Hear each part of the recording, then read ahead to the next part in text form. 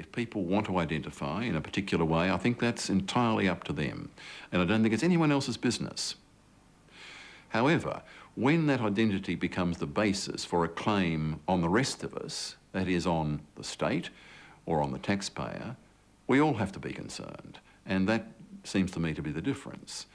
And that's where, unfortunately, people are asked to prove their identity.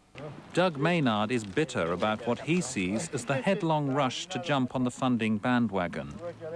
My family, my brothers and sisters, we was only Aboriginal on the northwest coast, and now in Penguin there's a community of 260 Aboriginal descendants, people that we went to school with, people that I fought against, you know, probably broke a couple of noses, I don't know, but they're Aborigines now, you know, like descendants, I should say. Aboriginal descendants, and they get, you know, they are the ones that are in the jobs, setting up organisations. Because of their education, they're the ones doing the policies that affect my life. And you resent it? My word, I do. My word, I do. You know, because what's happening to us is a flow-on. It's happening, it'll go right at the top end. Eventually it's happening right around the whole country. But down here, it's like, you know, it's like, I've always said, it's as plain as the nose on your face. Tasmania's Aboriginal groups receive $6.5 million a year in funding. $1.5 million goes to the Tasmanian Aboriginal Centre.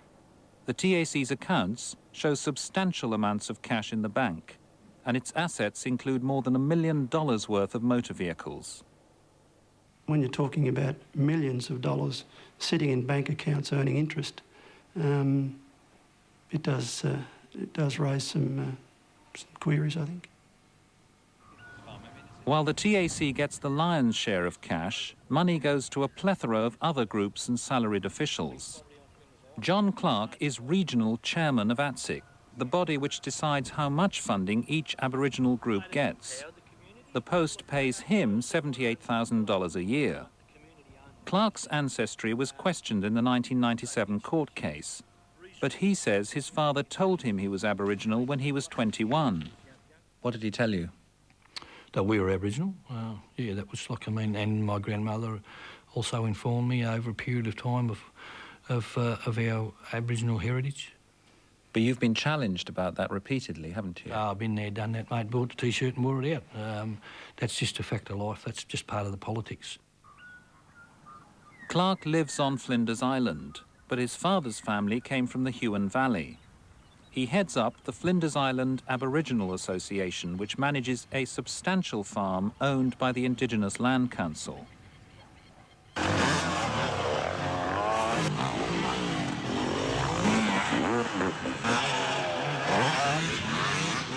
The generation Clark wants to inherit the farm can be seen belting round this motocross track. Almost all these kids identify themselves as Aboriginal. This has been around for years, but it sort of hasn't really, like it sort of died out after a while, and now it's just coming back in the last couple of months actually, and Fee's getting behind it, and local workshop and all that. The Aboriginal Community Centre, yeah. Now, John Clark says that you're part of a community which is an Aboriginal community. Is that how you see it? Yeah, I suppose you could look at, yeah, it's like that. My nan was like into that sort of stuff, that sort of deal, and yeah, sort of like all my uncles and aunties, all that are all Aboriginal descent, and so I suppose, yeah. So, do you think you're going to be interested in finding out more about your Aboriginal ancestry and making that more a part of your life? Eventually, I wouldn't really see myself like, you know, reading books and that, but if people want to say anything or whatever, I'll listen. Clark says the motocross helps keep the kids disciplined and drug-free. He applied for ATSIC funding to buy bikes, but didn't get it. He sees nothing wrong with public funds being used for this, especially as he says these kids are Aboriginal. I mean, it's pretty easy. A $5,000 motorbike is nothing if it stops somebody getting addicted to heroin or gets into juvenile delinquency, or then later on sort of whatever else that can follow on from drug dependency or so on. I mean, that's being reactive, not proactive. Being proactive, not reactive. Clark's bid to get on the Indigenous electoral roll has been challenged. If he loses his right to vote in the ATSIC election, he will also lose his job as ATSIC chairman. If that's the case, I think that's a very, very, very sad day for Aboriginal affairs in this state, not only in this state but for the rest of Australia, because it will mean that local community groups like we've got on Flinders Island and local communities, like a separate community, this is a separate community against the other community, won't be able to identify who they want to speak for them and who they want to vote for. Tasmania's problem may soon become wider Australia's. I suspect the same problem might arise in many of the older settled parts of Australia, the southwest of Western Australia, South Australia, and parts of Victoria and New South Wales. Now, I've talked to some of my friends from those parts of Australia, and they say, oh, look, there's no problem. The communities know who belongs, and they will determine the situation, so that anyone claiming will fall by the hurdle of community acceptance. But when I explain to them that there are whole communities that establish themselves and identify as Aboriginal, that others doubt, rightly or wrongly, they are amazed and see that this may well indeed become a problem in many parts of Australia. Even if the problem is recognised, the solution is far from clear. The man who went to Libya with Michael Mansell sees a tough road ahead.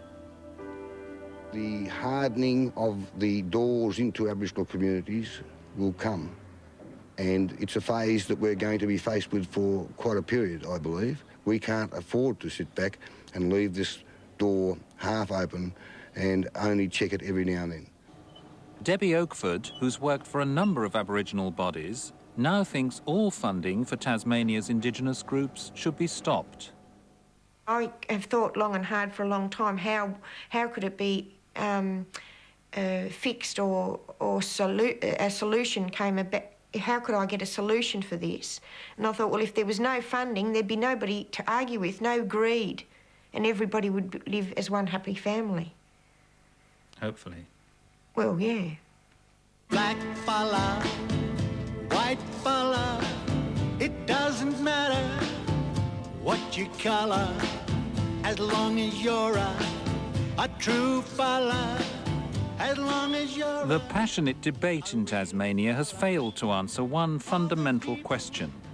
At what point do families cease to be Aboriginal and become principally European? Is it time to consider another definition of Indigenous identity? There are many, many, many Aboriginal families over the last 200 years who have ceased to be Aboriginal and now see themselves as European. And this process is probably going on all the time and has been going on since the beginning of European settlement. But we still have no real agreement about where that point is, or whether indeed there should be a category that scarcely exists in Australia, and that is people of mixed descent. Now, it seems to me the lack of that category in Australia is one of the things that means this problem will continue as far ahead as I can see.